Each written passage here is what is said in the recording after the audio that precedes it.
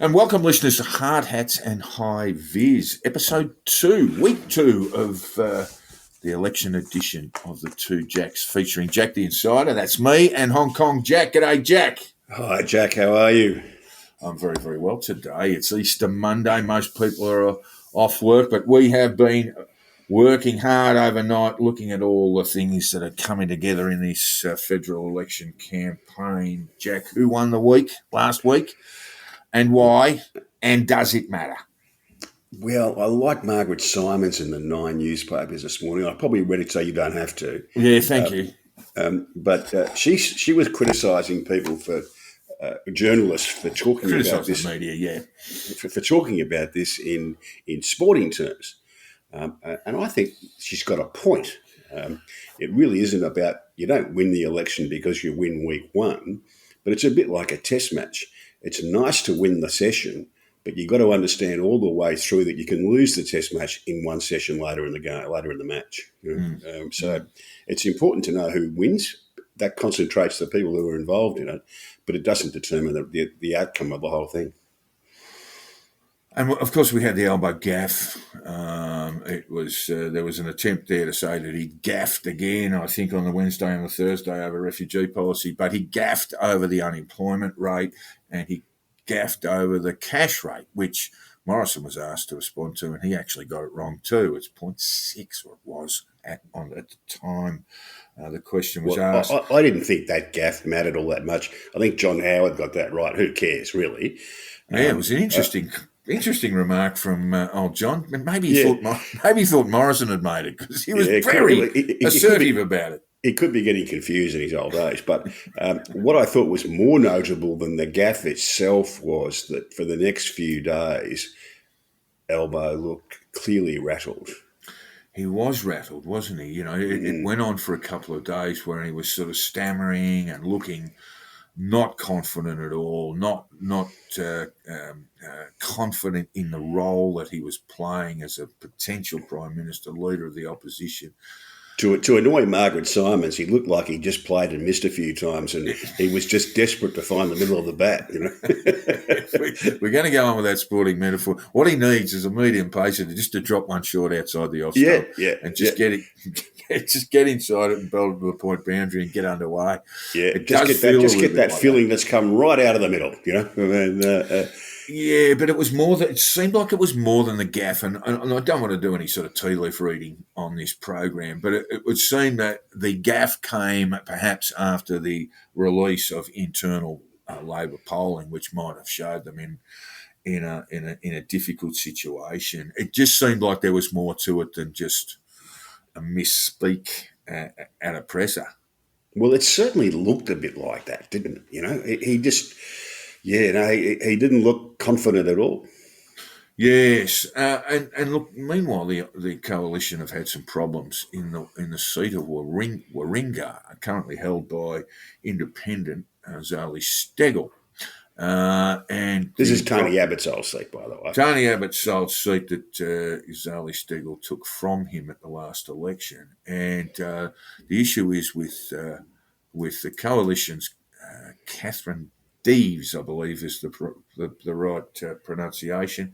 She was a Morrison captain's pick, and that's kind of the way you probably got to put it in insofar as he intervened, I should say, over New South Wales pre-selections, and so Deves is nominally at least his pick, and she'd had some fairly ordinary things to say about the rainbow movement and the trans people generally, talking about body mutilations and summoning up Hitler and all sorts of nonsense that she had scrubbed from the pages of her social media accounts. But then these became known 1, 2, 3, and she apologised each time, and Morrison was asked if he continued to support her, and of course he does. The problem with that is that his foreign minister doesn't seem to. Maurice Payne was on the Insiders yesterday morning and was so it's considerable pains not to endorse her or otherwise. And I Matt think Keane, who's I think she tried about 11 different ways not to endorse it. it was a little awkward.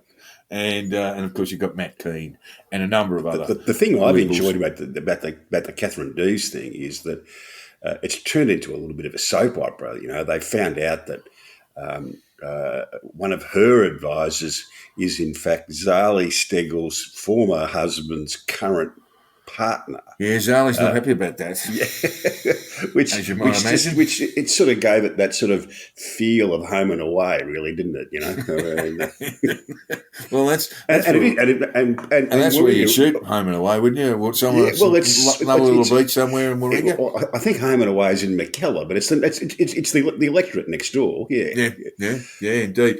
Yeah, so it was all of that. My issue now is that Morrison, look, they were never going to win Warringah. They were never going to win. probably Warringah. not. No, You know, they might have put JC up there. He might have stood a chance, outside chance, but Zali Steggall looks an absolute lock to win Warringah, or retain Warringah.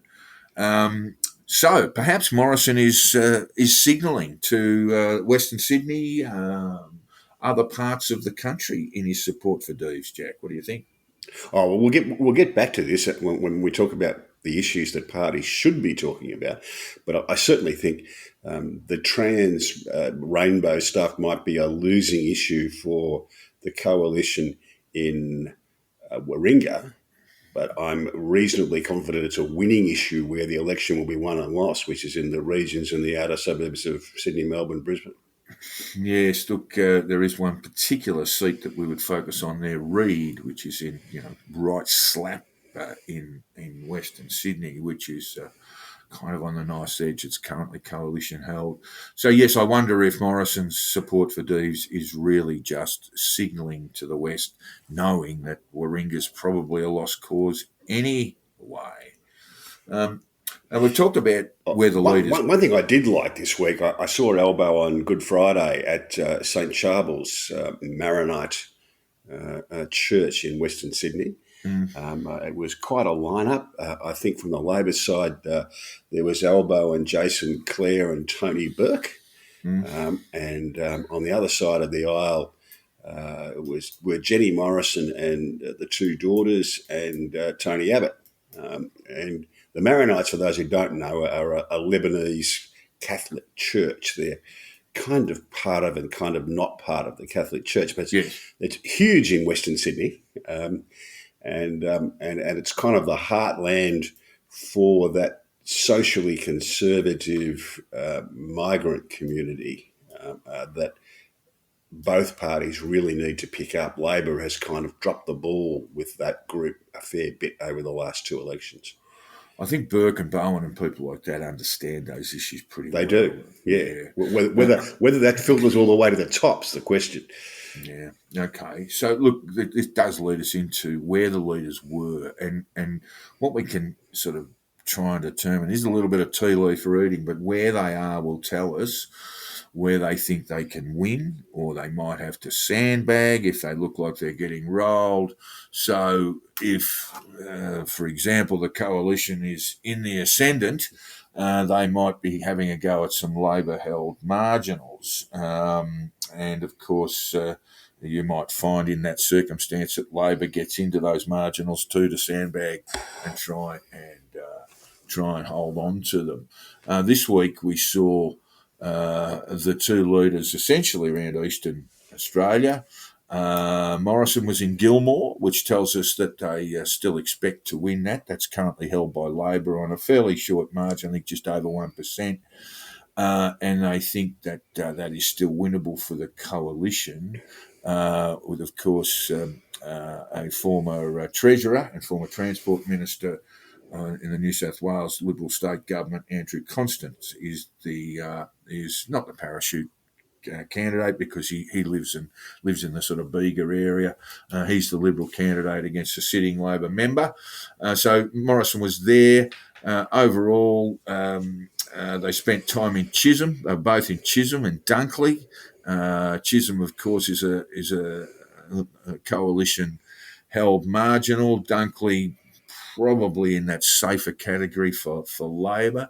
And Morrison was in Corangamite, which is another Labor held marginal, always a marginal, Corangamite. And both men were in Brisbane, but didn't spend a lot of time out in the boonies where seats will be won and lost. So I saw this morning they were both in the seat of Brisbane, and I must confess I've got a personal interest in this because the Labor candidate, Madonna Jarrett, I think she'll at least be a minister if she wins and gets into Parliament. And I've known her for 30 plus years, so yeah, should be outstanding. But I was interested that they turned up there because it didn't look all that winnable to me. But maybe she's on the right track.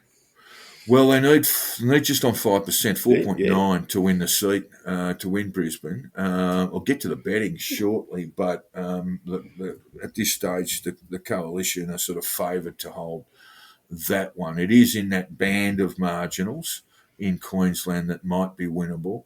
But there are a couple ahead of Brisbane there. Yeah, look, it'll be very interesting to see that. The other thing that I think is a big question is, will Morrison go west? Will he go to Western Australia? Or has he given up on the West? Yeah, has he just given up? Sort of the Morrison version of the Brisbane line in 1942. And we just can't defend anything north of Brisbane. Just to annoy Margaret Simmons, that's like declaring when you're only 9 down. Yeah. No good letting these blokes have a bat. Yeah, so is he conceding at least the 2 seats, maybe 3 that are up for grabs? And of course, as we know, at a state level, the Liberal Party virtually doesn't exist in Western Australia. They've been completely smothered to death by Mark McGowan. So is he just going to give them up? It'll be really interesting to see if he goes over there. It's a big trip for a start. You just don't go over there for a day. You've got to be over there for a few days.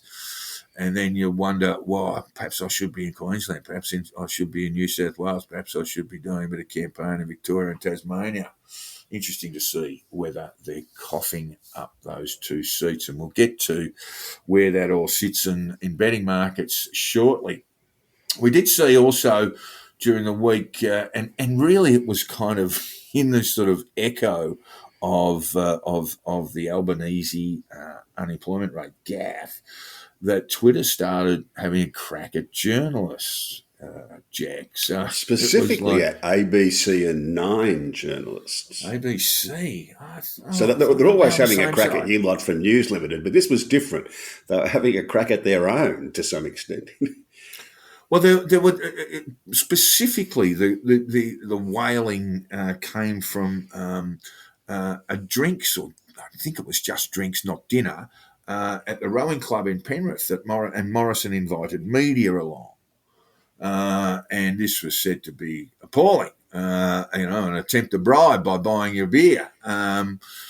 If you're a journalist, you'd accept that invitation, wouldn't you? Of course you would. And when the journalists made the obvious point that this has been happening for as long as campaigns have been going on, and that every political party does it. Possibly the Greens give you a chai latte instead, but certainly both the big parties are quite adept at something. Well, look, it's been a long day on the campaign on the bus. We're stopping off at the rowing club. The drinks are on us. And there's just nothing to it. As a journalist, it's about access. You've got to have access. Win, lose, or draw. I mean, regardless of what personal views you might hold, you have got to have access to be any good. And besides, some of the older school journalists running around have had access one way and would not be looking forward to the other mob getting into power because they won't have access. So this is one of those things. If you go too far one way, you're always in a bit of trouble if we do have a change of government. But for young journalists starting out, you want access. You mean like Nicky Sarver when they sacked Malcolm Turnbull? haven't seen much of Nikki's columns this Well, that's season. probably why. I mean, she was thick as thieves with Malcolm's office, and no one else wants to talk to her. Yeah, look, we need to sort of get a little bit more rational about all of this. That accepting a couple of drinks while journalists right now are working from about 5 o'clock in the morning to about 9 o'clock at night, filing in between, having to go to all of these things, and then Getting back on the bus. Getting back on the bus. This is not not supposed to be an enjoyable day, by the way. It isn't an you enjoyable wouldn't do day, it on your day off. Put it that No. way. Oh yes, Scotty. Yeah, I'll jump in the front bar with you and have a drink. You wouldn't do it on your day off. You've got to do it because you need access to those people, not just the political, the senior political people themselves, but their staff. So you can basically tap them whenever you need them during the campaign and indeed outside it. But yes, I think more generally, don't you find that bias is like beauty in this respect only? It is simply in the eye of the beholder. Well, I think that to a large extent that's true. What really amused me about the Twitter pile-on was that they were attacking the insiders, though they were describing as virtually as a Liberal National Party mouthpiece, and individual journos on it. And I just thought back to the last election, and anybody who watched the ABC's election coverage on election night and insiders the next day would have observed that all of the journalists looked like someone had peed in their soup. Well, they might have had a few, Bob. They might have had a few, Bob, on a Labor win, Jack. Because that's the way it looked. It looked like that for all. They didn't look very happy with the result. Firstly, because they got it wrong, but secondly, because they didn't look happy with the result. So the idea that that they're all Liberal National Party mouthpieces is just ridiculous. I mean, I think if you really think that, you need to have a chat to your therapist. Look, I look at interviews. Lee Sales is a great interview, and I look at her interviews with senior political figures, be they from Labor or Liberal, wherever. And then I'll look at Twitter for the responses. And the right will say she's biased, and the left will say she's biased. I mean, it's just she literally can't win. It wouldn't matter. It wouldn't matter what she did. Except that this pile-on has come from pretty much one direction. It's come from the left, and your pal Lee Sales nailed it. She's left Twitter, and in the reason for her leaving Twitter, she said, "I don't think our role is to give a free pass to one side," and I think she's absolutely as often spot on.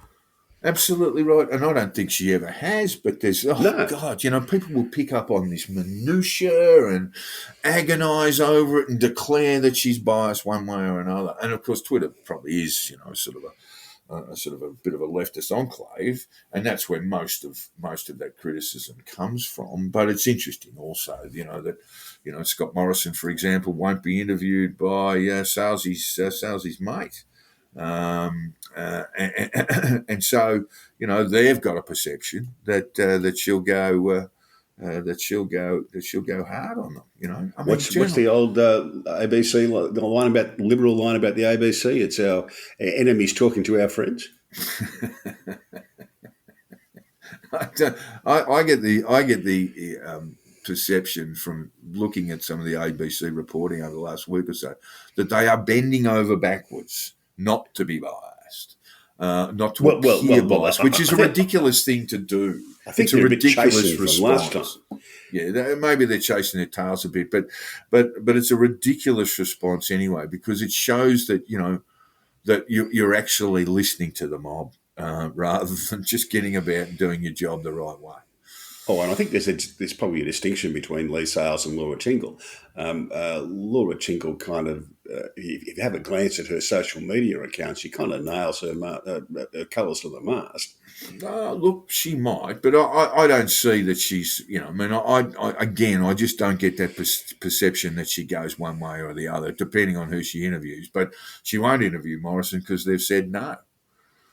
Well, yeah, because Morrison's mob have said no. So, they perceive some sort of bias there. But I think, bias really is in the eye of the beholder. Jack, what does Labor need to do to win this election?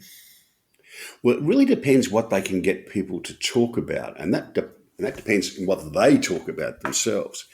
And there are some prominent losing issues, I think, for Labor.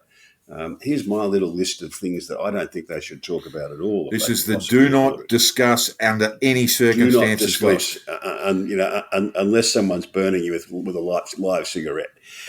So that would include climate change. Right. A losing issue for Labor.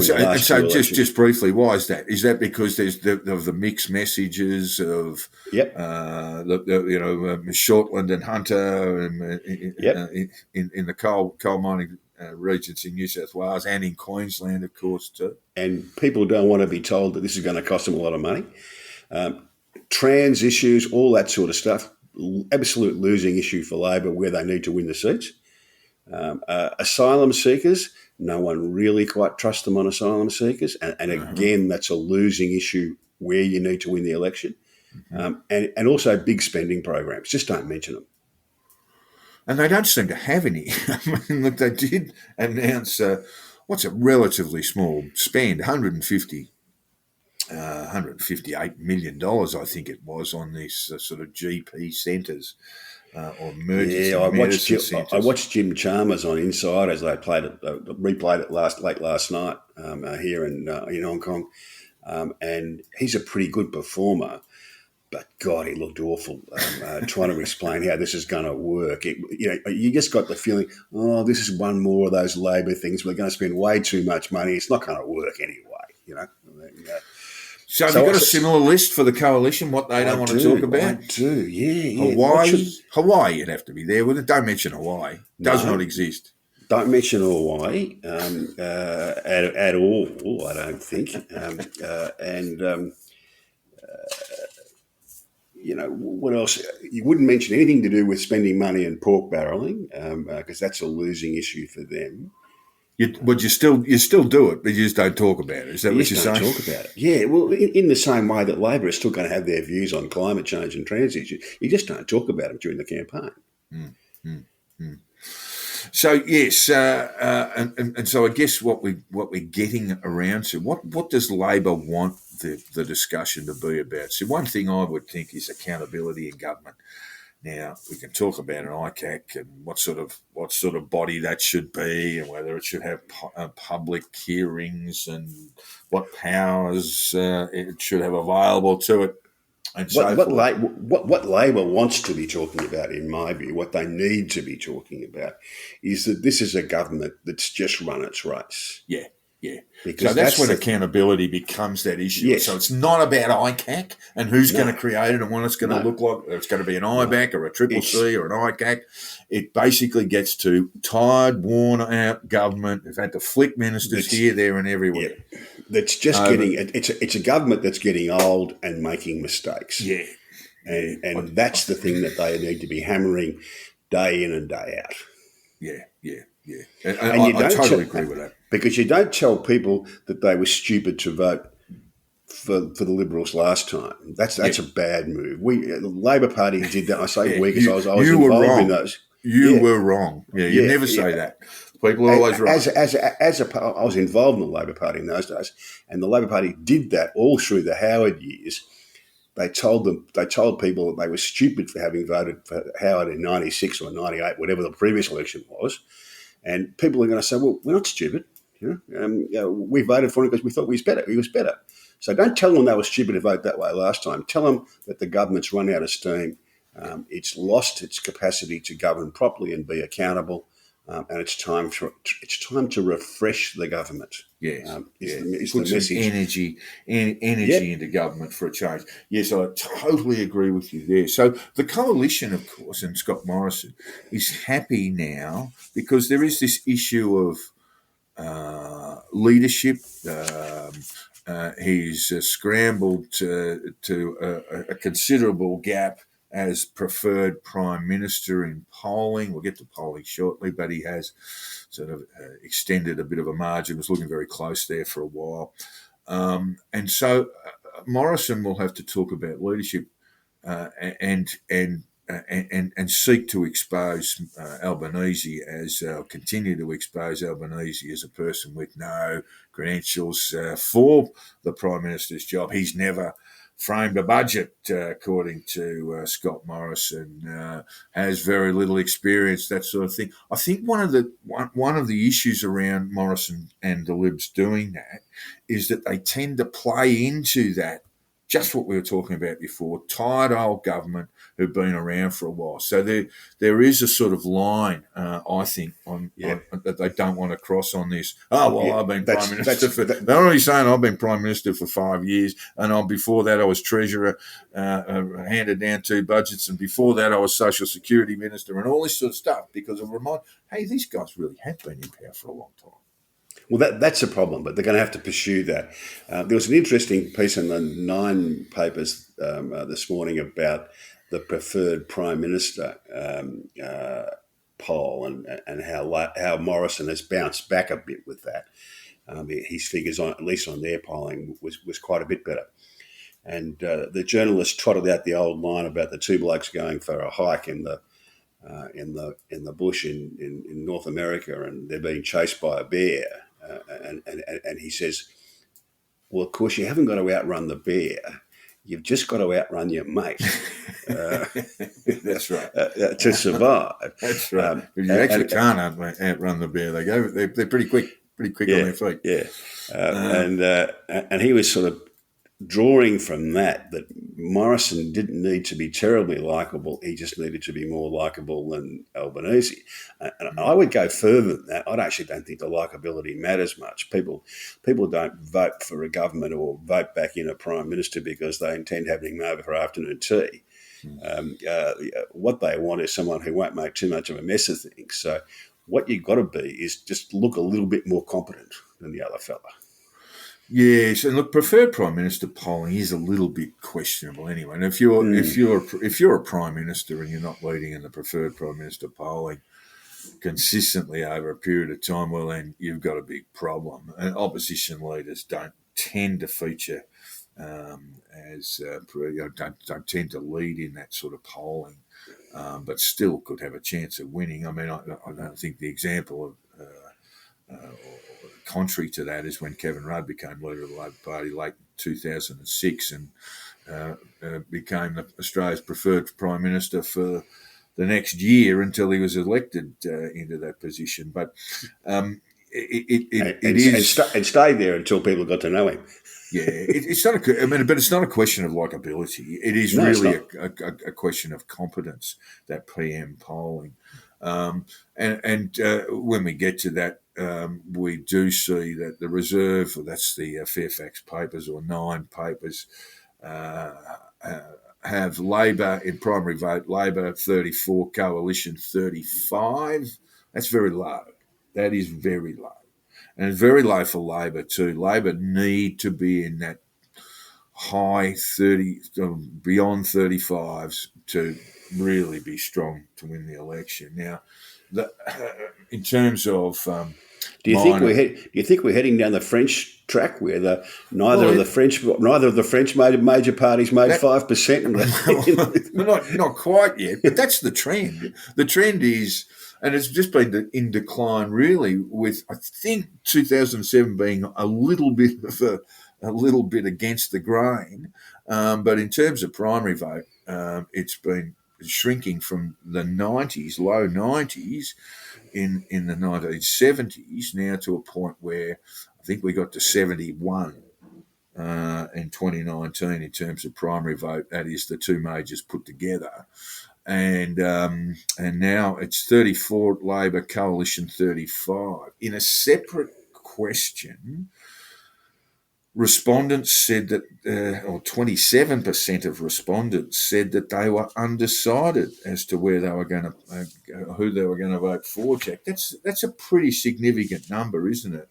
And it tells us that this this campaign is going to determine the result. It will. I There's mean, absolutely no doubt about that. There are But just so many fewer rusted on voters than there used to be. yeah, that's You right. know, both of us spent a fair bit of our misspent youth in the inner northern suburbs of Melbourne, and there were pretty much whole suburbs there where nearly everybody voted Labor. Yeah, yeah. Well, you get back to yeah. I'm just trying to think of the name of the seat now where I grew up, and it was safe Labor. Nothing ever happened. You'd never see a political leader there because there was no point. Well, No no one's point going to waste their campaigning. day. No one's No, going to waste their day going to Brunswick or Preston or Northcote, Carlton for that up matter. until recently. Yeah. Yeah, Carlton indeed. Yeah, so we thought there'd be a news poll released, but they're every 2 weeks, and I think that'll speed up. So we'll do the news poll next week. The other thing that struck me was that UAP and FON, who are both sitting between 2 and 3% in the reserve poll when it was last taken a fortnight ago, are now up to 4. It's not a huge leap, but it tells you that they're starting to make some inroads on that in that primary vote, and that's so. UAP, I think, is just so close to 4 that they called it 4 because it's actually 3. And of course, that vote will be much much bigger in Queensland and perhaps in parts of northern New South Wales, and as you would expect the FON vote to be. Does Big Clive does his stuff translate south of the Tweed at all? Yeah, look, look, he ended up getting about 3% across the board, but there was some fairly significant. I mean, they didn't win seats, but they were advertising heavy across the country. So there's billboard advertising in Melbourne, and they ended up getting a few votes there. It made no impact whatsoever in terms of. In terms of people voting for them in Melbourne seats, for example. And one And of the great, he's such a Queenslander. He's like Big Kev, you know. He's maybe I'm not watching the advertising enough, but in 2019 it was wall to wall, and it's just not at the moment for Big Clive. So he might have sort of said, "Well, I'm not going to spend." I think an estimated 70 million in advertising last time. And he said he'll spend 100 million this time. For me anyway, I just haven't experienced that, that overall every ad break you'd see Big Clive come up. I just haven't experienced that yet, but maybe they've booked all the time in for the next 4 or 5 weeks.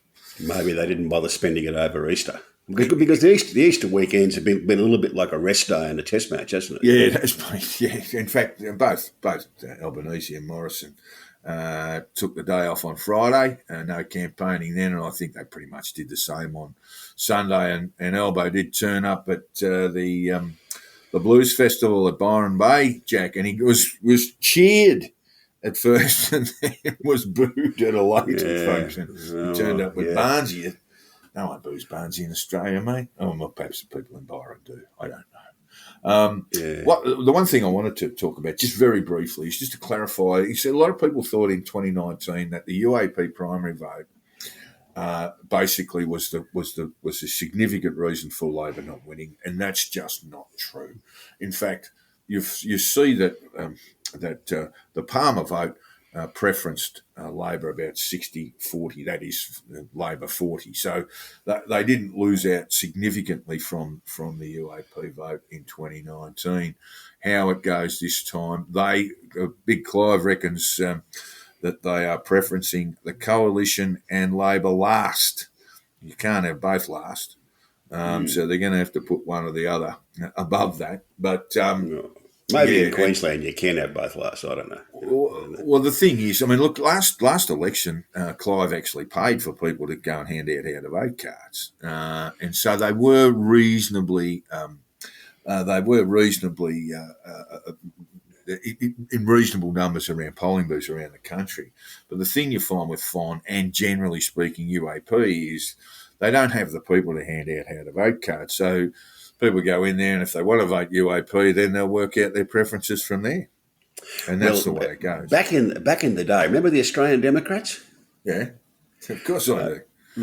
And they were pulling up a decent chunk of the vote for a few years there, but they never had enough people to hand out how to vote cards in the middle suburbs in Melbourne, Ivanhoe, Templestowe, those sort of areas. But that was overcome because the Labor Party used to send people out there to do it for them. I know because I used to organise that in a couple of booths. So it's just generous, just making sure democracy works. Yes, exactly. Yeah, that's right. So you'd find a few of your less Labor-looking fellas, the sort of people who wear hand-knit jumpers and all that sort of stuff, and send them out there to hand out Democrat. No beards. No beards. Yeah. No, looking unthreatening and handing out aid. Yes, look, that's the way it works. So for the minor parties, perhaps Queensland, most Queensland polls you'd expect Fond to be at UAP, perhaps most Queensland booths.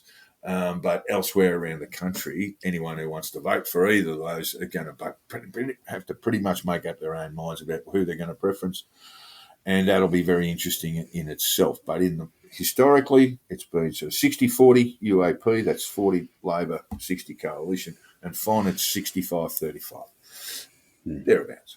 Okay, so the betting markets, Jack, and I watch these very closely, looking for trends and to see whether people who are prepared to punt money on the result are any smarter than the polling companies.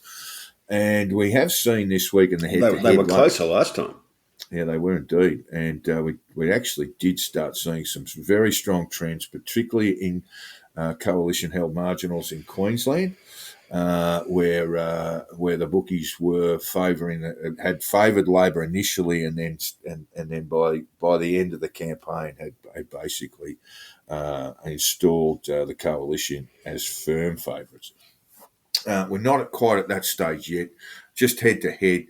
Look, last time, 2019, it basically didn't budge. And Labor got down to about $1.10, I think, at one point, with the coalition around $4. But it really didn't budge. Now, this has changed quite a bit. Since the election was called, Labor's come out from $1.30 to $1.67, which is the current quote.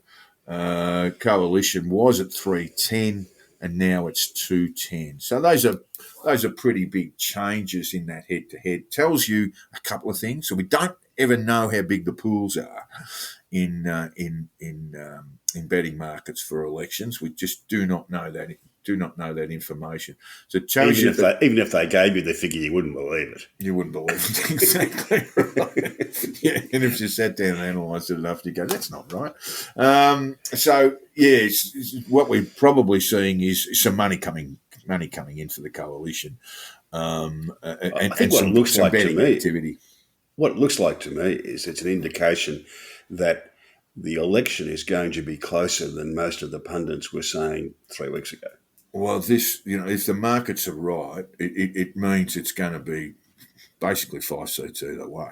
And so I do this analysis, and I did this to start the campaign in the Australian last week, where Labor were favoured to win in 8 or 9, and I'll clarify that only because Bass is very close, $1.85 Labor, Coalition $1.95. So you wouldn't say that they were firm favourites, Labor to win Bass, but in 8 other seats, including Braddon in Tasmania, Labor were reasonably well favoured to win, and with a week now of betting. There haven't been any really strong trends emerge, but Labor continued to be favoured in those same 8 seats. So Braddon in Tasmania, Bass we've mentioned before, where they marginally lead the coalition. Swan and Pearce, where they're fairly firm favourites, Labor fairly firm favourites to win Swan and Pearce in WA. Chisholm in Victoria. And the coalition has come in there from $3.70 to $3. Labor at $1.35 there. Reid and Robertson in New South Wales. When the coalition is out just marginally in Reid to 240, was at 225, now they're 240. And Longman in Queensland. Longman in Queensland is the Queensland changer, where there's been no change in the market. And Boothby in South Australia, where the coalition has gone out from 220 to 255. So no real strong trends emerging other than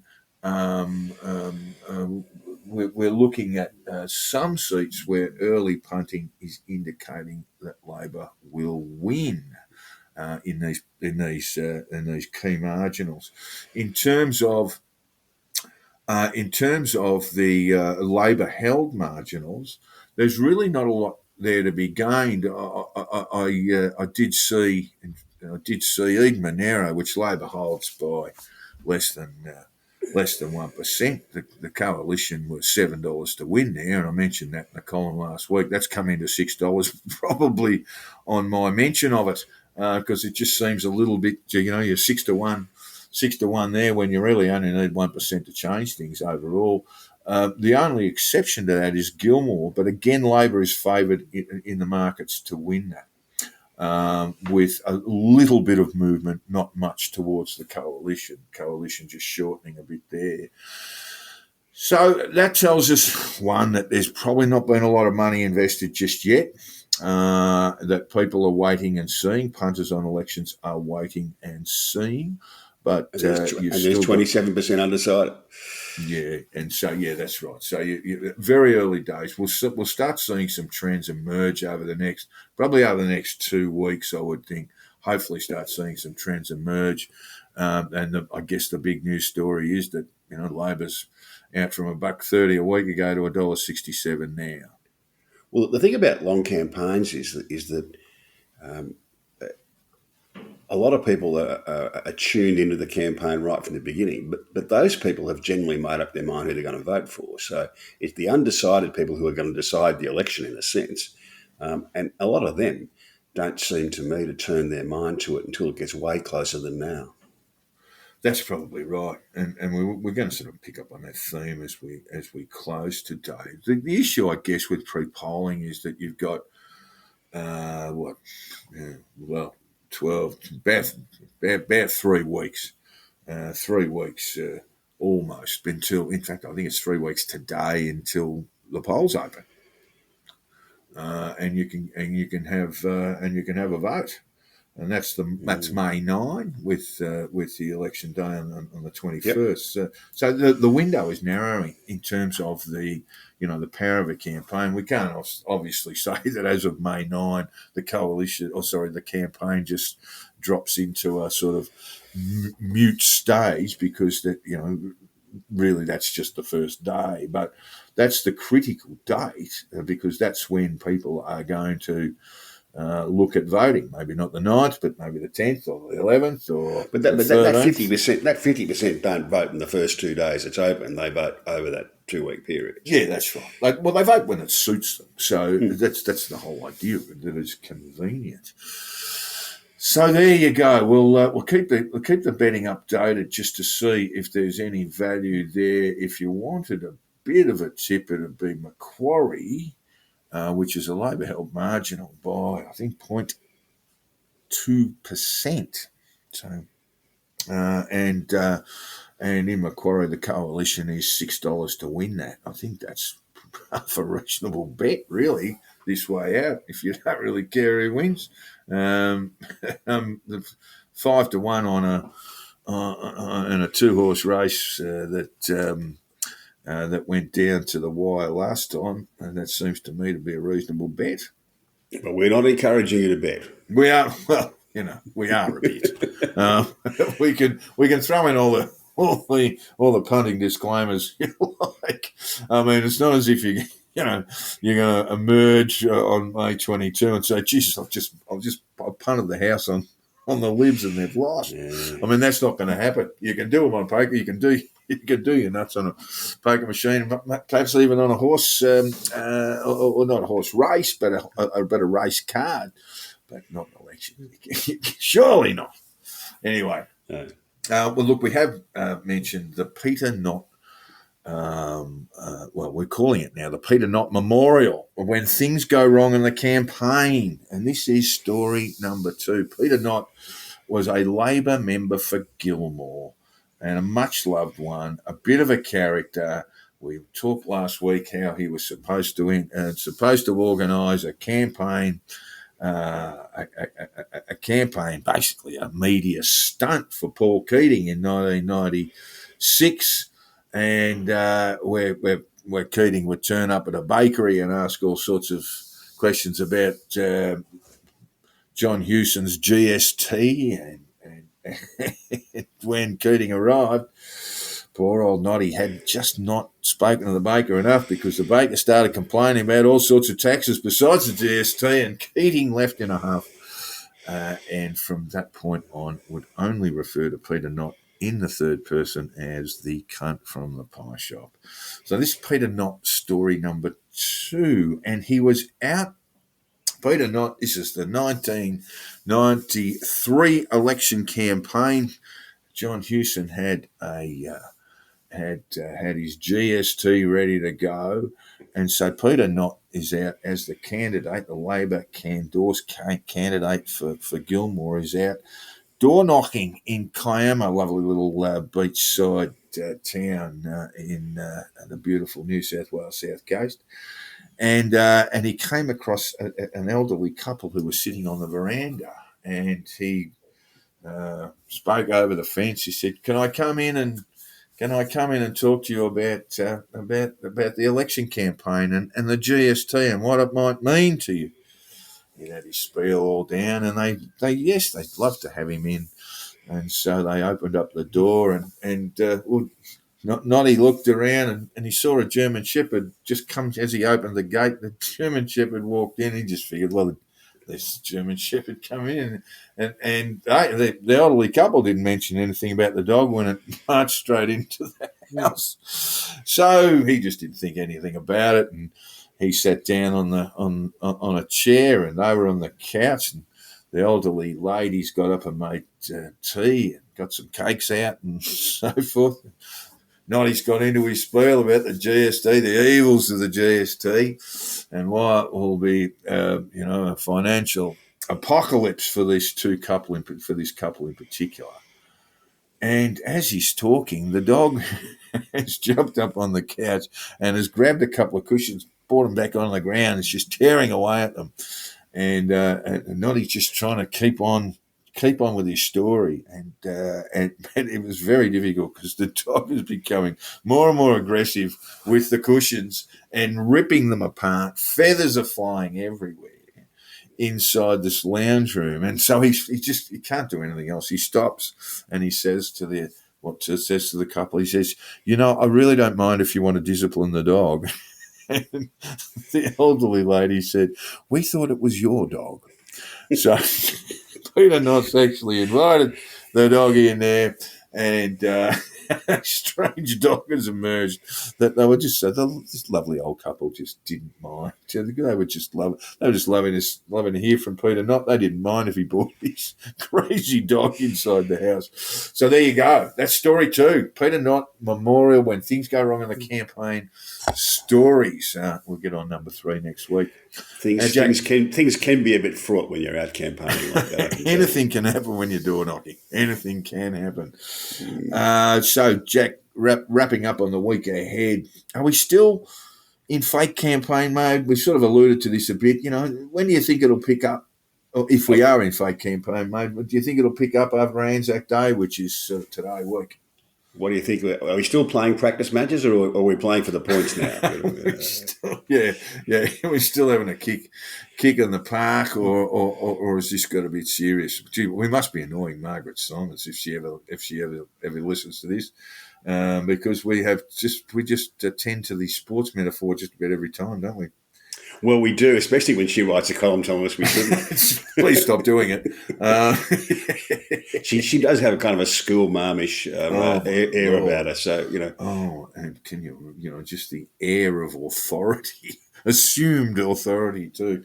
Anyway, we won't pick on her right now. Well, we might a And I've always had the same attitude to people who, back when they were my school teachers, I was always doing the same thing. So the more they told me not to do something, the more I did it, I think. So. So are we still playing the practice matches? That's the question. Yeah, or has round one kicked off? Well, as I said before, I just think that the people who are going to decide the election, a lot of them probably aren't all that interested just yet. Well, there's so many distractions. Just, and look, we've had Easter, which is a great time for people to get together, families, school holidays around the country, school holidays as well, and then we've got Anzac Day today week. We're recording on the 18th of April, Easter Monday, and next week there'll be Anzac Day. Big game of footy, big games of footy all over the country, actually, and then maybe things will settle by perhaps the 26th, and then we've got that window, the 26th to the 9th, and that should be really, really intense. That would be a time you wouldn't want to make a gaffe. That would be a time where you'd want to get your story out. You'd want to communicate about the things that we've talked about with Jack's do not discuss list for the Labor Party and the coalition not wanting to appear too old. Too old and stuffy. Sorry, Margaret, but I think that's the period when they're going to have to be in form. You're going to have to find a bit of form. Yeah. And I think it's right too. We do need a rank medium pacer to bob up and bowl elbow one, just short outside the off stump, so we just get off the mark and a nice easy boundary. Do you think this first week has mattered at all? Not a great deal. I mean, look, I think that the elections often tighten up when the campaign starts anyway. So that's what we've seen. So is it much different? No, not really. No. Does the media just overplay this stuff too? I watched the Insiders as you did, and they were fervent that things had happened. Almost insurmountable things had occurred, and I just didn't buy it. No, well, they've got to talk about it like that because that's true. That's the way. And for their audience, the people who are political nuts, of course, it does seem that important. But for the people who get to vote in the important seats, it isn't. Well, Jack, you're in Hong Kong. I'm in a safe Labor seat, so we won't have any people door knocking.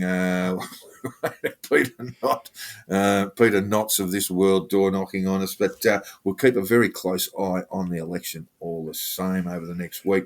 Listeners, it's been great to have you along. Thank you so much. We hope that we've given you some enlightenment over what's actually occurring in the election campaign. Hard Hats and Hi-Viz, it's called. If you've liked this episode, and please, we ask you, so I can promote this myself a little bit, but it's almost like, as Joel Hill says, masturbating in front of the mirror. It's really just not something that you can do. So if you've enjoyed this episode, please give us a reference on social media, on Twitter in particular.